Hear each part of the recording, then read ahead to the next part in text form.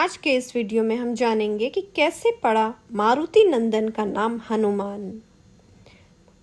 यह बड़ी ही रोचक कथा है। इसको शुरू करने से पहले आप मेरे चैनल को सब्सक्राइब करें, लाइक करें और शेयर करें।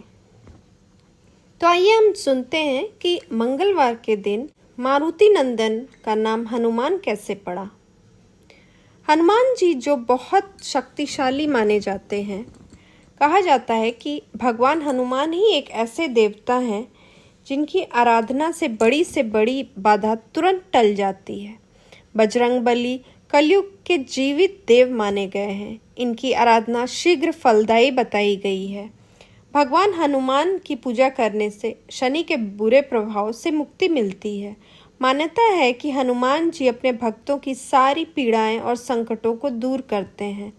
भगवान हनुमान का नाम मात्र ले लेने से बड़ी परेशानियां दूर हो जाती हैं। कहा जाता है कि हनुमान जी के नाम मात्र का उच्चारण करने से व्यक्ति सांसारिक सुखों को प्राप्त करता है। हनुमान को बजरंगबली, अंजनी पुत्र, पवन पुत्र, राम भक्त जैसे अनेक नामों से जाना जाता है। लेकिन क्या आप जानते हैं कि उनका नाम हनुमान कैसे पड़ा? पौराणिक कथा के अनुसार हनुमान जी के बचपन का नाम मारुति था। एक दिन मारुति नंदन अपनी निद्रा से जागे और उन्हें तीव्र भूख लगने लगी। उनके पास एक वृक्ष पर लाल पका फल देखा, जिसे खाने के लिए वे निकल पड़े। दरअसल मारुति जिसे लाल पका फल समझ रहे थे, वे सूर्य देव थे। वह अमावस्या का दिन था और सूर्य और राहु सूर्य पर ग्रहण लगने वाला था। लेकिन वे सूर्य को ग्रहण लग पाता उससे पहले ही हनुमान जी सूर्य गल गए। राहु कुछ समय नहीं समझ पाए कि क्या हो रहा है। उन्होंने इंद्र से सहायता मांगी। इंद्र के बार आग्रह करने पर हनुमान जी ने सूर्य देव को मुक्त नहीं किया। इंद्र ने वज्र से उनके मुख पर प्रहार किया, जिससे सूर्य देव मुक्त हो गए। वहीं वज्र से प्रहार करने से पवन पुत्र मूर्छित होकर पृथ्वी पर आ गिरे और उनकी ठुड्डी टेढ़ी हो गई। जब पवन देवता को इस बात की जानकारी हुई तो वह बहुत क्रोधित हुए। उन्होंने अपने शक्ति से पूरे संसार में वायु के प्रवाह को रोक दिया, जिसके परिणाम स्वरूप पृथ्वी पर जीवों में त्राही मच उठी।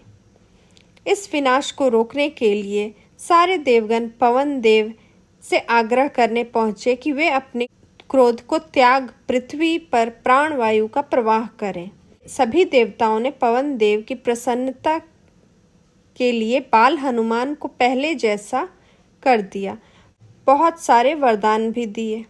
देवताओं के वरदान से बालक हनुमान और ज़्यादा शक्तिशाली हो गए और वज्र के चोट से उनकी ठुड्डी टेढ़ी हो गई, जिसके कारण उनका एक नाम हनुमान पड़ा।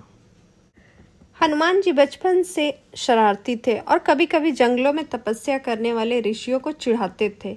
उनकी हरकतों को असहनीय पाकर, लेकिन यह महसूस करते हुए कि हनुमान एक बच्चे हैं, ऋषियों ने उनको हल्का फुल्का श्राप दिया, जिसके कारण वे अपनी क्षमता और शक्तियों को याद नहीं कर पा रहे थे, जब तक कि कोई व्यक्ति उनको याद न दिलाए। किष्किंधा कांड और सुंदर कांड में प्रकाश डाला गया है, जब जामवंत ने हनुमान की क्षमताओं को याद दिलाया और उन्हें सीता को खोजने के लिए प्रोत्साहित किया। भगवान हनुमान जी और भगवान भीम दोनों भाई थे। हनुमान जी को भीम का भाई इसलिए माना जाता है क्योंकि दोनों के पिता वायु थे। पांडवों के वनवास के दौरान हनुमान अपने अहंकार को वश में करने के लिए भीम को एक कमजोर और वृद्ध बंदर के रूप में प्रकट करते हैं। हनुमान अपनी पूंछ के साथ भीम के रास्ते को अवरुद्ध करते हैं। अपनी पहचान से अनजान भीम ने उसे रास्ते से हटने के लिए कहा। हनुमान ने मना कर दिया। फिर भीम पूंछ को खुद हिलाने की कोशिश करने लगे, लेकिन वह बड़ी ताकत के बावजूद भी असमर्थ रहे। यह महसूस करते हुए कि कोई साधारण बंदर नहीं, भीम ने आत्मसमर्पण कर दिया।